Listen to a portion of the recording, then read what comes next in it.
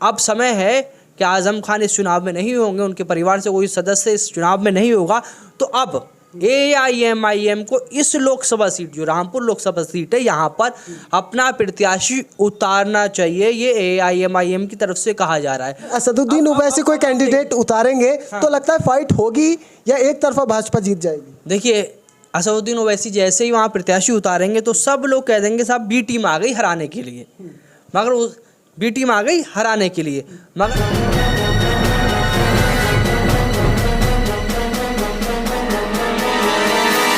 Media voice, आपकी आवाज। नमस्कार, एक बार फिर से आप सभी का स्वागत है मीडिया वॉइस में। मैं हूं आपके साथ अल्फराज शेख।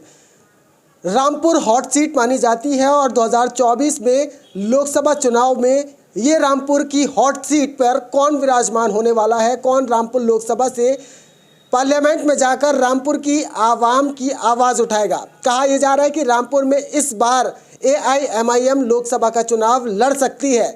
तो क्या रामपुर चुनाव त्रिकोणीय होने जा रहा है? समाजवादी पार्टी, AIMIM और भाजपा, इन त्रिकोणीय अगर मुकाबला होता है तो भाजपा निकलेगी या समाजवादी पार्टी का कोई सांसद बनेगा या फिर असदुद्दीन ओवैसी का कोई सांसद रामपुर से निकलकर लोकसभा पहुंचेगा। हमारे साथ में बातचीत करने के लिए अहमद सलमान है। सलमान, किस तरीके से देखते हैं आप, रामपुर में त्रिकोणीय मुकाबला होने की तैयारी में है? क्या इस बार जो समाजवादी पार्टी का गढ़ कहा जाता है रामपुर, तो समाजवादी का गढ़ हटके क्या भाजपा का होने वाला है या फिर असदुद्दीन ओवैसी का कोई सांसद वहां से पहुंचेगा पार्लियामेंट में? जी, सबसे पहले तो मैं जो है रामपुर लोकसभा के बारे में बात कर लूँ। रामपुर को नवाबों का शहर भी कहा जाता है, वहाँ नवाबों का दौर रहा है, ठीक है। उसको आज़म खान की वजह से भी जो है जाना जाता है, कहा जाता है कि आज़म खान का गढ़ है। आज़म खान वहाँ के रहने वाले हैं और रामपुर विधानसभा से लगातार 7 या तकरीबन 8 बार वहाँ से विधायक रहे हैं, ठीक है। अब जो है आपने 2024 इलेक्शन की बात की, तो 2024 इलेक्शन में समाजवादी पार्टी के लिए रामपुर बहुत खास है। 2019 लोकसभा चुनाव में जहां भाजपा ने उत्तर प्रदेश में अच्छी मार्जिन से सीटें जीती, ठीक है, समाजवादी पार्टी का जो कुनबा था, यहाँ तक कि धर्मेंद्र यादव समाजवादी पार्टी के बड़े नेता कहलाते हैं और अखिलेश यादव के परिवार से हैं, वो चुनाव हार गए। डिम्पल यादव, अखिलेश यादव की जो पत्नी है, वो चुनाव हार गई, ठीक है। तो एक तरह से यादव परिवार, अखिलेश यादव का परिवार चुनाव हार गया। उस समय 2019 लोकसभा चुनाव में आज़म खान ने अपने बलबूते पर और मुसलमानों ने जो है वोट किया समाजवादी पार्टी को, तो रामपुर लोकसभा सीट जीती, संभल लोकसभा सीट जीती, मुरादाबाद लोकसभा सीट जीती, अमरोहा जीती, क्योंकि समाजवादी पार्टी और BSP का गठबंधन था। तो BSP के जो उम्मीदवार थे कुंवर दानिश अली, वो जो है BSP के सिंबल पर वहाँ से चुनाव जीते। तो ये जो है प्रभाव है समाजवादी पार्टी के नेता आज़म खान का। अब बात करें 2024 में, तो 2024 में आज़म खान नहीं है, क्योंकि आज़म खान इस समय जेल में है। 2019 में आज़म खान इस लोकसभा सीट पर जीते थे और पहली बार लोकसभा के अंदर आज़म खान पहुंचे थे। विधानसभा के अंदर लगातार पहुंचते रहे हैं, पहली बार लोकसभा में पहुंचे थे और लोकसभा में उनकी स्पीच, जो उन्होंने पहला भाषण दिया था, जिसकी खूब चर्चा हुई थी और खूब लोगों ने उसे सुना था और सराहा, उसकी तारीफ भी की थी, ठीक है। उसके बाद जो है आज़म खान के ऊपर केस वगैरह हुए, उनको जेल जाना पड़ा। जेल जाने के बाद फिर विधानसभा चुनाव आया। विधानसभा चुनाव में समाजवादी पार्टी ने उनको टिकट दिया, विधानसभा चुनाव जेल में रहते हुए वो जीते। फिर अब आज़म खान के पास 2 ऑप्शन थे, या तो वो सांसद बने रहें या विधानसभा में जाएं, ठीक है, 2 पद पे रह नहीं सकते। तो फिर उन्होंने अपनी सांसदी छोड़ी, फिर उस सीट पर उपचुनाव हुआ। उपचुनाव में आसिम राजा को समाजवादी पार्टी की तरफ से टिकट दिया गया और भाजपा की तरफ से घनश्याम लोधी साहब जो है चुनावी मैदान में उतरे। वहाँ पर भाजपा ने चुनाव हराया समाजवादी पार्टी को, ठीक है, आसिम राजा को, ठीक है। और सवाल वहाँ पर ये भी उठे कि उस चुनाव कैंपेनिंग में आसिम राजा थे और बाकी लोग थे, ठीक है, मगर अखिलेश यादव उस चुनाव कैंपेन में रामपुर नहीं पहुँचे। और यहाँ तक जो है समाजवादी पार्टी की तरफ से इल्ज़ाम लगे थे, आरोप लगे थे कि प्रशासन ने जो है बहुत ज़्यादा परेशान किया है चुनाव कैंपेनिंग के दौरान, ठीक है। तो वहाँ से घनश्याम लोधी जीते। अब 2024 का चुनाव है, तो 2024 में आज़म खान नहीं है एक तरीके से, क्योंकि आज़म खान इस समय जेल में है और 2024 चुनाव को लेकर उधर से कोई भी इस तरह के बयान नहीं आ रहे हैं, ठीक है। तो इस बार लगता है कि 2024 में आज़म खान और आज़म खान के परिवार का कोई भी सदस्य जो है चुनाव में नहीं होगा रामपुर से। तो कहीं ना कहीं किसी जो है आज़म खान के परिवार से बाहर के व्यक्ति को इस बार 2024 में टिकट मिलने वाला है समाजवादी पार्टी की तरफ से। कयास ये भी लगाए जा रहे हैं अखिलेश यादव के परिवार से कोई रामपुर से चुनाव लड़ सकता है। हो सकता है। अब दूसरी तरफ से घनश्याम लोधी जो है पिछला उपचुनाव जीते हैं लोकसभा का रामपुर से, तो भाजपा के कैंडिडेट वही हो सकते हैं, ठीक है। अब तीसरा जो है समीकरण आपने जो बात कही कि AIMIM का, वहाँ पर AIMIM के नेता हैं परवेज़ निज़ामी, वो लगातार इस बात को उठा रहे हैं।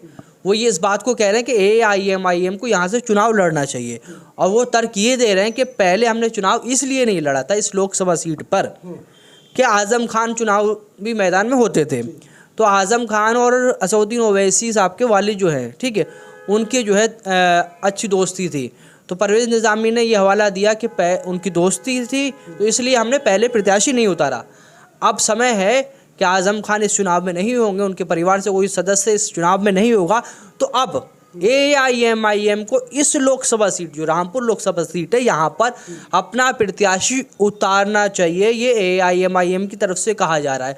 और AIMIM ने पिछला विधानसभा चुनाव भी यहाँ पर नहीं लड़ा था। अच्छा, अब आपको थोड़े फैक्ट्स से दूँ कि यहाँ पर कौन कौन से पार्टी का दबदबा है। देखिए, 5 विधानसभा सीटों को मिलाकर रामपुर लोकसभा सीट बनती है, जिसमें स्वार है, चमरोआ है, बिलासपुर है, रामपुर है, मिलक है। स्वार से इस टाइम शफीक अहमद अंसारी जो अपना दल के उम्मीदवार थे वो जो है वहाँ के विधायक हैं, ठीक है। चमरोआ समाजवादी पार्टी के पास से, यहाँ से नसीर खान समाजवादी पार्टी के विधायक हैं। बिलासपुर से बलदेव सिंह औलख भारतीय जनता पार्टी, बलदेव सिंह औलख जो है मंत्री हैं, आपको मालूम ही है, ये भारतीय जनता पार्टी के विधायक भी हैं बिलासपुर से। रामपुर सीट है जो विधानसभा, वहाँ पर आकाश सक्सेना भारतीय जनता पार्टी के जो है विधायक है, हाँ, वो उपचुनाव में जीते थे, आज़म खान को हराया था। मिलक सीट है, यहाँ पर राजबाला सिंह है, ये भी भारतीय जनता पार्टी की हैं।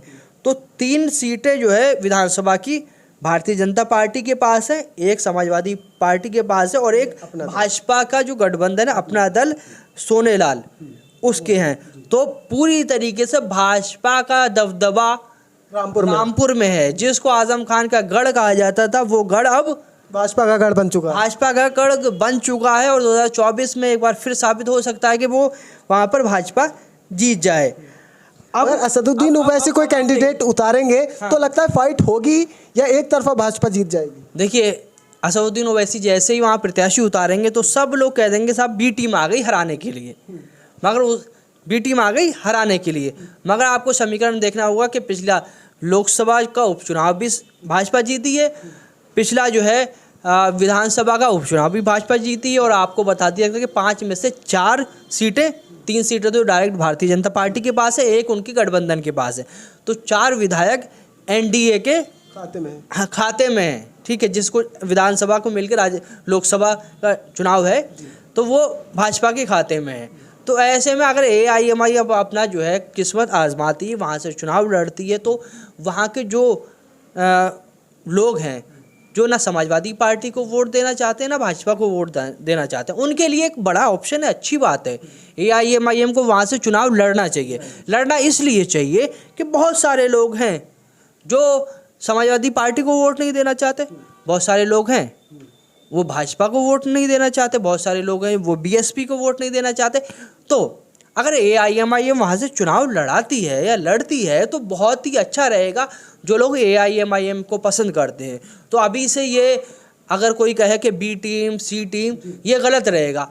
आप चुनाव भी मैदान में उतरने दीजिए AIMIM को, वो कितने वोट लेके आती है वो अलग चीज़ है। जो लोग उनको पसंद करते हैं, जो असदुद्दीन ओवैसी को पसंद करते हैं, वो लोग वोट देंगे, जो नहीं पसंद करते हैं वो वोट नहीं देंगे। भाई हर पार्टी को चुनाव लड़ने का अधिकार है, कहीं से भी कोई भी पार्टी चुनाव लड़ सकती है। चलिए, बहुत बहुत शुक्रिया हमसे बातचीत करने के लिए। तो ये रामपुर की जनता बताएगी कि आखिर उनके सवाल कौन लोकसभा में उठा सकता है, कौन मजबूत कैंडिडेट जो होगा उन्हें रामपुर की आवाम वोट देगी। जिस तरीके से कहा जाता है कि रामपुर में रोज़गार की सबसे बड़ी कमी है, क्योंकि कोई इंडस्ट्री वहाँ पर ऐसी नहीं है जो रामपुर की जनता को रोज़गार मिल सके। अब रामपुर की आवाम के ऊपर हम छोड़ते हैं कि आखिर रामपुर की आवाम इस बार किसे लोकसभा में अपना उम्मीदवार किस पार्टी से बनाकर लोकसभा भेजेगी। आप देखते रहिए मीडिया वॉइस। शुक्रिया।